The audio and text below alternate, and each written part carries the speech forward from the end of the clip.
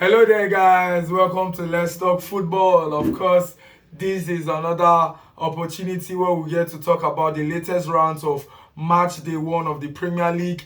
And so far, your favorite teams, have had their first round of games, and we look to dissect them and what has been happening in the transfer window so far for the various teams in the Premier League, especially the top six sides. Now, the top six sides, they recorded wins barring Chelsea and Manchester United. Of course, Manchester United losing to Arsenal 1-0 at Old Trafford at home. It was a decent performance from them, but it wasn't enough to even nick a draw or probably maybe win the game. And then for Chelsea, a lot of Chelsea fans are infuriated. They are angry with the fact that they drew to Crystal Palace, but we have to give Crystal Palace credit. Crystal Palace are a very good side, a very good, decent side who had won Manchester City in the FA Cup final last season, and they defeated Liverpool in the Community Shield just barely a couple of weeks ago. And so instead of infuriating and getting angry over the performance of why we did not beat Crystal Palace, we have to give Crystal Palace credit. Their manager Oliver Glasner is a well tactical coach, of course, who won the Europa League with Eintracht Frankfurt, and so he has a pedigree, a decent pedigree. He's a good coach, and it's no surprise that he has won a couple of trophies already with Crystal Palace, considering the budget they have even when it comes to transfer market and their spendings, their incomings and their outgoings. How he has been able to manage the squad and ensure that they stay competitive, and they are already playing in the UEFA Conference League. We do know that they were to play in the Europa League, but due to multi-ownership model with their owner John Textor, the ruling from CAS, the Court of Arbitration for Sports, has ensured that they play in the Conference League. And they are favourites for the Conference League, like it or not. If they can be able to keep this core set of players, I feel like they can be able to win the Conference League. They are core favourites for the Conference League. And again, for Chelsea, even after the draw, a lot has been said, especially in the transfer market. We have just gotten to find out that Alejandro Garnacho has said no to Bayern Munich, even in the last 24 hours or so in the transfer market, because Bayern Munich have been looking on to sign wingers. We know they got Diaz. They have been looking to sign players like Bakola. They have been looking to sign players like Garnacho. They have been looking to sign players like Nkunku. And I think where the deal comes in a bit complicated is the fact that they are willing to splash the cash for Nick Watermade of Stuttgart, but when the negotiations for Nkunku come, they are saying they can only do a loan deal. And that is what is infuriating Chelsea, and that is what is getting Chelsea angry, because we're only going to do a permanent deal, we're only going to do a permanent transfer for Christopher Nkunku. And so far in the last 24 hours, we've been made to understand by David Ornstein that Leipzig are discussing with Chelsea to sign Christopher Nkunku on a permanent basis. And we are made to understand that this is a deal that Christopher Nkunku is open to. He's looking to go back to Leipzig. He would not mind going back to Leipzig, playing for them. And he's just going to ease the conversations and the deal for the Xavi Simons. I reckon that it is not going to be a swap deal, but both deals are going to be different, but it is going to be applicable on both party terms that is going to be comfortable for both Chelsea and for both Leipzig. So that is a deal that you should, keep your eye on, keep your eyes peeled on that. Alejandro Garnacho, I would not have, said even more about the player. His desire and everything within him wants to play for Chelsea. He wants to stay in the Premier League.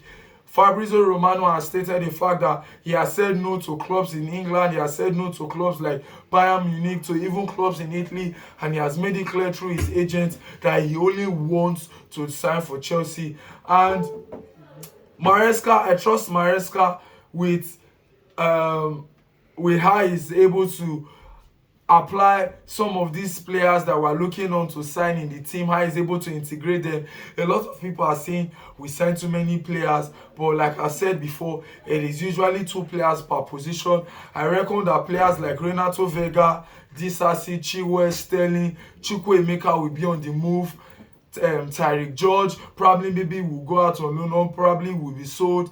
And then the ideal formation for the attack, like I said before, is Bino Gittins, Garnacho left wing, Xavi Simons, Kopama as the 10, and of course Estavio and Neto on the right wing. And then we have Dilap and João Pedro up front as the 2 strikers. 2 players per position is not an awful lot of, squad depth to be able to mourn about, especially from rival fans, considering the fact that we are competing on all 4 fronts. We are playing the Champions League, the Premier League, the Carabao Cup, and the FA Cup.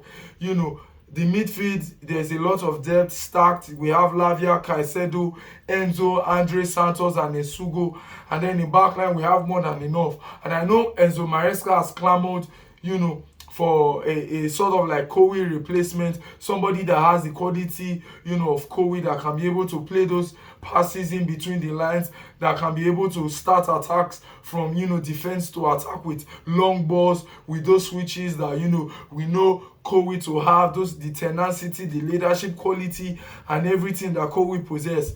But the sporting directors, I believe, are making it clear that there is not an awful lot of players with the sort of like Kowi's qualities that are available on the market. And even those that are available on the market are difficult to sign. For the likes of Bastoni, we know Inter we definitely will not sell. It is a no-go area. He's simply an untouchable player for Inter Milan. And I think these are the things that the sporting directors, are trying to consider, they're trying to put into play, and hence why, we are not signing any defender. And again, most importantly, we've seen Alexander Isak. He has penned a statement on Instagram saying that he felt like, he had a verbal agreement with the club to leave. He has been, supported the club. He has played for the club, given his all, scored important goals, won the first ever trophy for the club in over 70 years. And it feels like he deserves to get his big money move.